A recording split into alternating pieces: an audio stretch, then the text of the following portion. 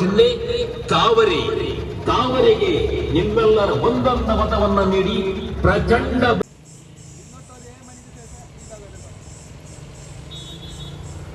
നമ്മൾ ഏറ്റവും ജാഗ്രത പുലർത്തിക്കൊണ്ട് ചെയ്യുന്ന ഒരു ഇലക്ഷനായി ഇത് മാറണം.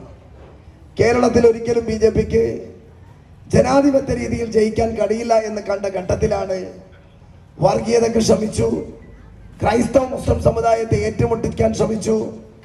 അതൊന്നും ഫലം കാണാത്തൊരു കാലത്താണ് SIR ശേഷം നടക്കുന്ന ഒരു ഇലക്ഷനിലാണ് BJP പറയുന്നത് ഞങ്ങൾ കേരളം ഭരിക്കുമെന്ന്.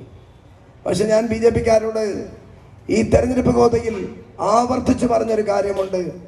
ഞങ്ങൾ ഹരിയാനക്കാരല്ല, ഞങ്ങൾ മഹാരാഷ്ട്രക്കാരല്ല, ഞങ്ങൾ ബീഹാരികളല്ല. BJPയെ തോൽപ്പിക്കാൻ മാത്രം അറിയുന്ന മഞ്ചേശ്വരത്തെ വോട്ടർമാരാണ്. ഞങ്ങൾ ഈ തെരഞ്ഞെടുപ്പിലും BJPയെ SIR ശേഷം മലർത്തിയടിക്കുമെന്ന് ഞാൻ എല്ലാ പ്രസംഗത്തിലും പറഞ്ഞിരുന്നു. ഈ തെരഞ്ഞെടുപ്പിന്റെ പ്രവർത്തനങ്ങളിലേക്ക് പോകുമ്പോൾ UDFക്കാരല്ലാത്ത പലരും എന്നോട് പറയും, ഒന്ന് അഗ്ഗെയ്ത് ഒന്ന് ഷേക്ക് ഹാൻഡ് എന്നിട്ട് പറയും ഒരു വോട്ട് നിങ്ങൾക്ക്. കൂടെ പറയും ആരിക്കാടിയിലെ ടോൾ ബൂത്ത് സമരം ചെയ്ത് ഇല്ലാണ്ടാക്കിയ നിങ്ങൾക്കൊരു വോട്ടെന്ന്. എൻ്റെ പ്രിയപ്പെട്ടവരെ, കേന്ദ്ര ഗവൺമെന്റ് കൊണ്ടുവന്ന ആ ടോൾ ബൂത്തിന് സമരത്തിലേക്ക് പോകുമ്പോൾ ഒരുപാട് കളിയാക്കലുകൾ ഉണ്ടായിരുന്നു. ഇത് നാടകമാണ്, ഈ സമരം ഇതൊരിക്കലും നടക്കില്ല.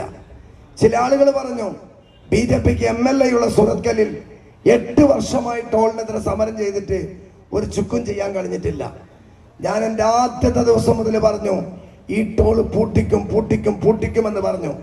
ബംബ്രാനയിലെ വോട്ടർമാരോട് ഞാൻ വീണ്ടും സ്ഥാനാർത്ഥിയായി വോട്ടഭ്യർത്ഥിക്കാൻ വരുമ്പോൾ അന്യായമായ ടോള് പൂട്ടിച്ചിട്ട് ശിരസ്സുയർത്തിക്കൊണ്ടാണ് നിങ്ങളുടെ മുമ്പിൽ വോട്ടഭ്യർത്ഥിക്കാൻ വരുന്നത്. പ്രിയപ്പെട്ടവരെ, ആ മുഹമ്മദ് ബിൻ ഖാസിമിന്റെ പ്രതിമയുണ്ടാക്കി ആ പ്രതിമയെ ആരാധിക്കാൻ പരിപാടിക്ക് തുടക്കം കുറിക്കുന്നത് സാഹചര്യത്തിലേക്ക് കേരളത്തിന്റെ വിദ്യാഭ്യാസ മേഖല മാറുന്നു.